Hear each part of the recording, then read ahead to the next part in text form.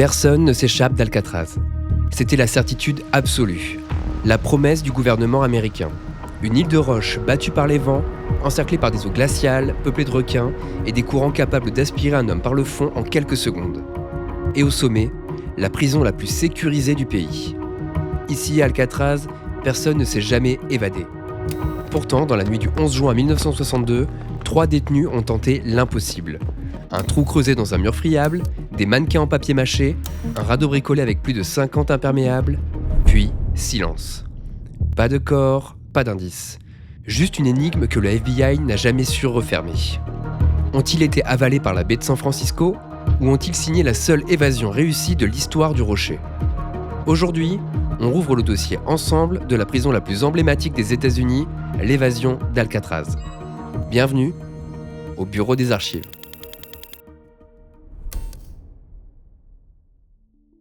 On l'appelle le Rocher, un morceau de granit posé en plein milieu de la baie de San Francisco.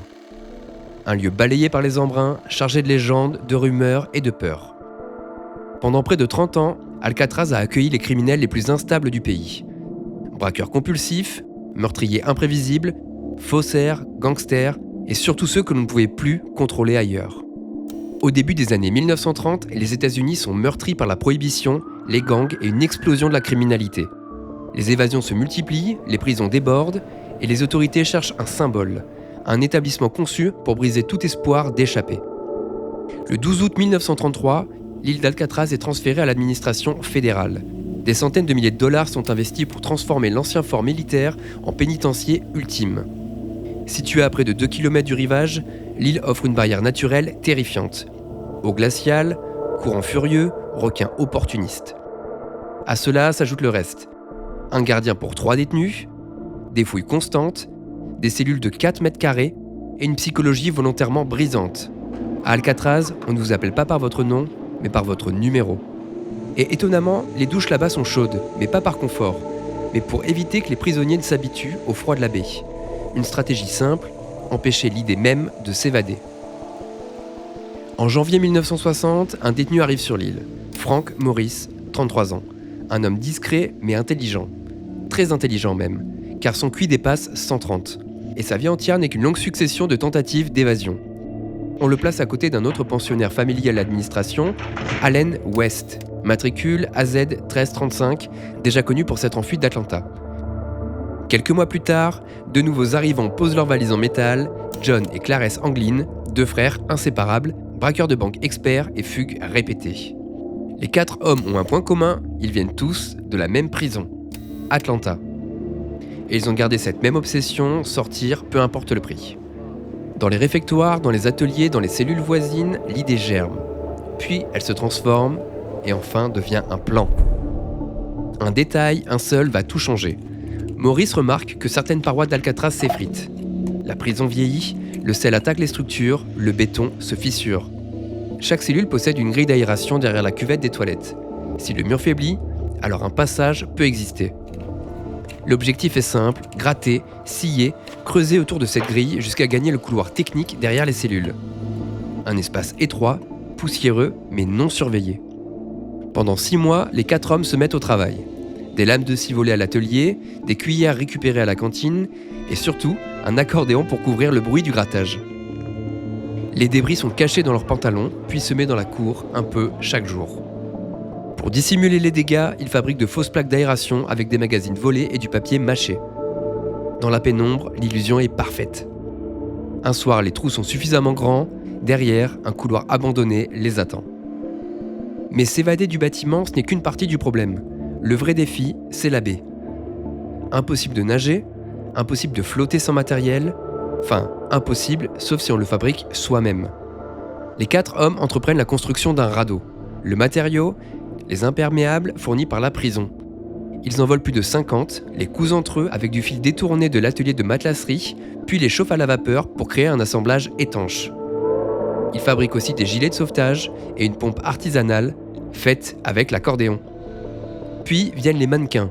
Papier de toilette, savon, peinture volée et cheveux récupérés chez le coiffeur de la prison. Placés dans les lits, ces têtes factices doivent tromper les gardes durant le premier contrôle nocturne. Nous sommes le 11 juin 1962 et tout est prêt. 22h, dernier appel. Les gardiens ferment les cellules, le silence retombe. 22h30, les mannequins sont placés, les fausses grilles sont retirées, Maurice s'engouffre dans le trou, suivi des frères Anglin. Mais tout ne se passe pas comme prévu. West n'y arrive pas. Son ouverture est trop étroite, il force, il gratte, il pousse, il reste coincé. Les 3 autres doivent décider, attendre ou partir. Ils choisissent de l'abandonner. Ils traversent la gaine technique, escaladent un tuyau vertical de près de 9 mètres, ressortent sur le toit, rampe après rampe, sous les projecteurs tournants. Puis une descente le long d'un conduit, la traversée des clôtures barbelées, et enfin, la rive nord de l'île. Là, dans le noir absolu, ils gonflent leur embarcation de fortune. Un radeau de 2,50 m, invisible dans la nuit. À 23h, ils s'enfoncent dans les eaux glacées de la baie et disparaissent. Le matin suivant, à 7h, 3 détenus ne répondent pas à l'appel. Les gardes entr'ouvrent les cellules et découvrent les mannequins. L'alarme hurle. Hélicoptères, bateaux, plongeurs, la baie devient un champ de recherche. On retrouve un gilet dégonflé, une pagaie, quelques lambeaux du radeau, mais aucun corps. Les semaines passent, puis les mois, puis les années. En 1979, après 17 ans d'enquête, le FBI classe enfin l'affaire. Conclusion officielle, noyade. Conclusion officielle, mais pas certaine. Car tout au long des décennies, des témoignages surgissent. Une photo prise au Brésil dans les années 1970 montrerait 2 hommes ressemblant aux frères Anglin. Des cartes postales anonymes seraient arrivées chez leur mère, et des proches jurent les avoir reconnus dans différents pays. Et en 2013, nouveau choc. La police de San Francisco reçoit une lettre. Mon nom est John Anglin, j'ai 83 ans, oui, nous avons survécu. La lettre évoque la mort de Maurice en 2008 et celle de Clarence en 2011. L'auteur propose même de se rendre en échange de soins médicaux. Les analyses restent non concluantes, la police doute et le FBI reste silencieux. Plus de 60 ans après cette nuit de juin, le mystère demeure intact. Aucun corps n'a été retrouvé, aucune preuve n'a jamais confirmé la noyade, et aucune trace n'a validé la survie. L'évasion d'Alcatraz reste l'un des cas non résolus les plus célèbres d'Amérique. Un défi lancé à une prison réputée inviolable, un trou dans le mur et un gouffre encore béant dans l'histoire. Dossier ouvert, mais jamais refermé. En tout cas, nous, c'est comme ça que l'on clôt cette affaire. J'espère vraiment que cette histoire vous a plu. Et on se donne rendez-vous bientôt pour un nouveau dossier dans le bureau des archives.